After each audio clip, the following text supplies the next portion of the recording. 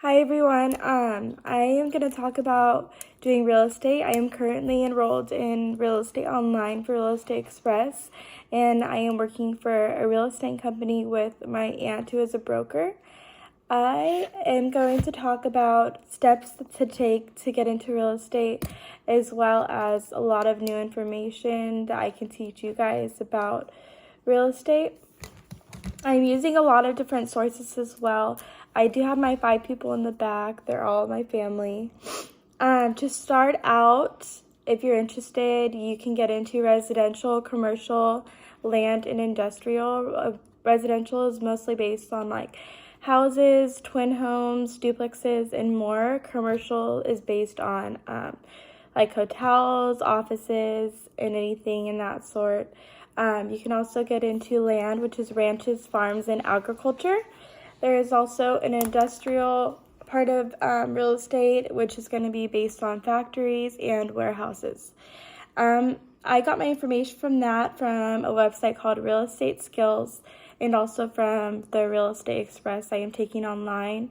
With real estate, you do learn a lot of self-discipline, a lot of flexibility. Right now I'm currently enrolled in school online with Delta, and I do my real estate on my free time. So when I don't have school, I'll do my classes. I have my meetings every Wednesdays and my Zoom calls every Thursdays with my school online. I would recommend being very team-oriented. On my Zoom calls every Wednesdays, I have a group of like 10 to 12 people. We do have a guest speaker that talks to us about all of this stuff, about a lot of the economical changes that happen in the real estate world. I do recommend starting up with low startup cost. To enroll in my real estate school, it did take me I had to pay about like $100, but it does give me Zoom classes, books, classes online, and all of that. There's a lot of income possibilities based on how many houses you sell and commission. You could either go into investments, you can get into brokerage and networking. I do a lot of networking, and I did meet a lot of people, especially on my Zoom calls every Wednesday, so that is really good for that. I would recommend starting out small and then growing from there. Another website I had used for a resource is from Forbes. I do like to get a lot of information from them because it is good advice on the next steps in real estate. It does say the first step in real estate is the hardest and most difficult. I would agree, because I was scared starting. I wasn't sure on what was to come next, what I was supposed to do next, any of that. And you kind of just learn as you go by. I did learn from CNBC as well.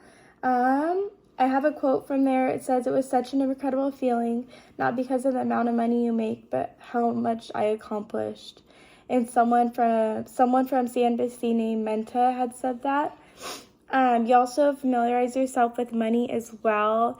You get more, I would say, smarter on what you're going to invest in, or smarter on which houses you're going to start selling, in your clients as well. I did have a meeting on Wednesday talking about how what people are going to do with houses when people pass away.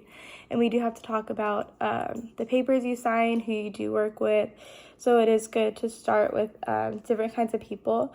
I had also learned about all the income possibilities on Investopedia.com. It talks about entrepreneurship. And then I do have a book. It's called Your First 365 Days in Real Estate. I got mine at Target, but you can also get it online as well.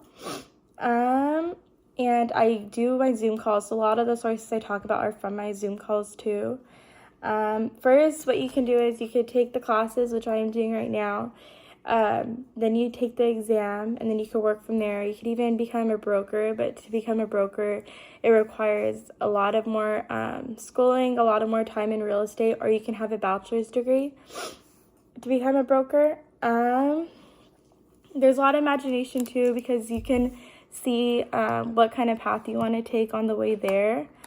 Like right now I'm hoping to just invest in different places and also try to sell. I also want to help people that are low income to get houses too, because some people do have trouble with that, especially for example, like Mexicans. They do need help maybe talking to someone, like good advice.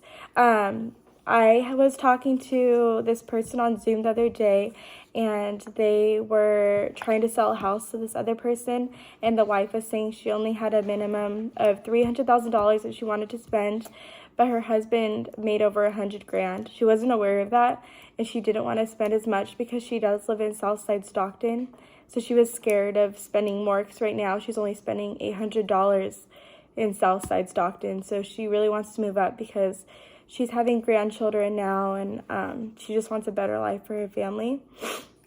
But you do get to see a lot of kind of different situations.